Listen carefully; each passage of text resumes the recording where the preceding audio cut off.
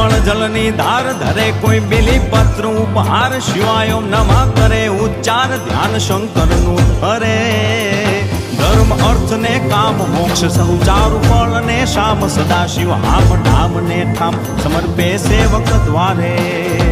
Har Har Har Mahadev ભોલિયા Har Har Har Mahadev Har Har Har Mahadev ભોલિયા Har Har Har Mahadev